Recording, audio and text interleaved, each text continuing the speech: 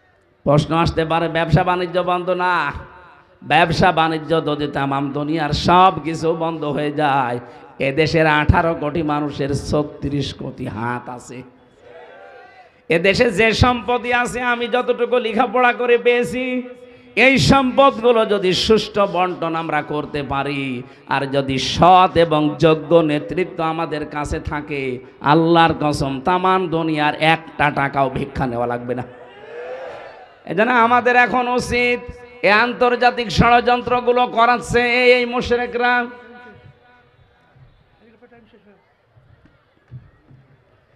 যারা চেষ্টা চালাচ্ছেন।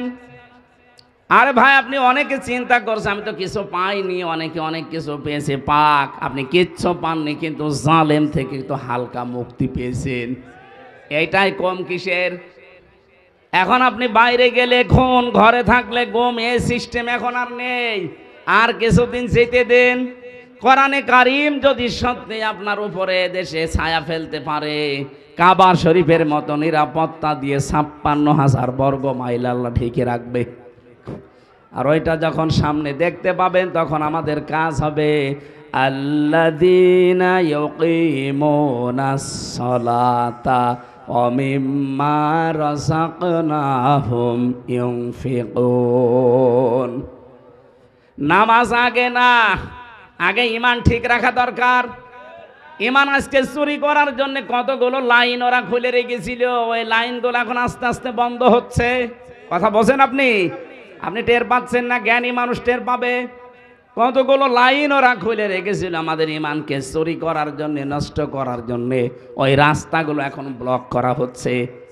সম্মানিত মা বোন যারা এসেছেন, আপনার জন্য একটাই ওয়াজ আমার, যাদের স্বামী বেঁচে আছে এই মানুষগুলোকে সন্তুষ্ট রাখবেন।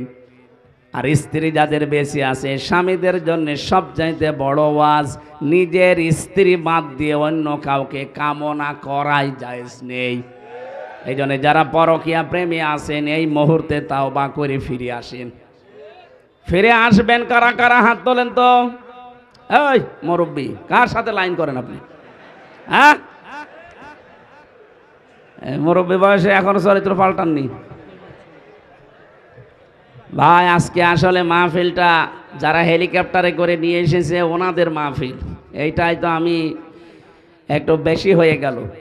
আগামী থেকে রাতের বেলায় মাহফিলটা নিয়ে, দিনের বেলায় একটু সমস্যা আমার, আর শারীরিক অবস্থা চারিদিক থেকে খেয়াল করে আমি আজকে আর আগাতে পারছি না। পাইলট ওদিকে টানাটানি করছে, ওনাদের আবার ঢাকায় পৌঁছানো লাগবে আর একটা অনুষ্ঠান শেষ করে। আজকের মতো আমরা শেষ করলাম, আমিন।